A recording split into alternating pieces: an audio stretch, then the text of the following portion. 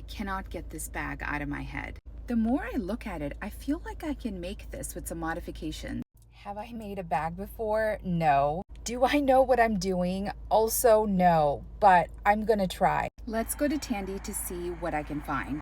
I'm not trying to do a one-to-one dupe. I'm just going to do an inspired bag that has a general structure and shape of it, but is made out of different material. I'm looking for a 5-ounce hide that has structure, but still a little bit of give. As much as I love shopping online, I love to pick out hides in person because you never know what you're gonna find. And I've changed my mind about the type of leather I use for my projects. I ended up choosing this 5-ounce nubuck hide that has a great rough out, so I don't even have to line the bag. Onto the pattern, I just took some pattern paper and tried to sketch out the general shape of what I wanted the bag to be and cut it out. I'm totally going off just vibes here. I haven't even seen the Tory Burch bag in person, so here I'm just testing out to see what I want. I decided to make the pattern a little bit more egg shaped, so I did a second pattern, and this one looks more like the shape that I'm looking for. One thing to note is just make sure that armhole goes over your arm and sits comfortably. You don't want a bag overcrowding your armpit. Next, I taped my pattern down on my hide and cut out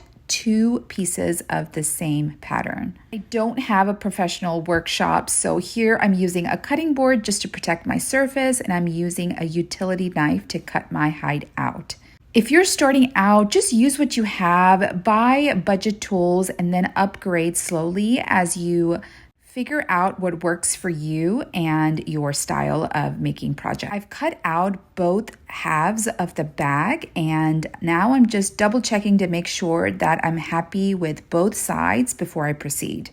I chose nubuck instead of a regular veg tan because there's very little I have to do to finish it out other than just burnishing it and finishing out the edges. Here's a close-up of what we can expect the outside and the inside of the bag to look like. I'm really loving how this is turning out. Proportion-wise, it's working out for my 5'2" frame as well. I'm choosing not to have a gusset to make this project easier, so I'm doing a cross stitch to attach the edges of the bag together. Here, I'm testing out the cross stitch on an inside pocket to see how the finished project would look like. I'm going to attach this to one half of the bag later, but first we're going to sand down the edges and burnish those edges before we proceed. Because of the curvature of the bag, I didn't get clean cuts. I use Toconol as my burnishing cream. It's very easy to use and I love the finished product. Here's the before and after. I didn't want to use edge paint, so this was a great solution for me. That's as far as I got. Come back for part 2 and we'll finish this bag.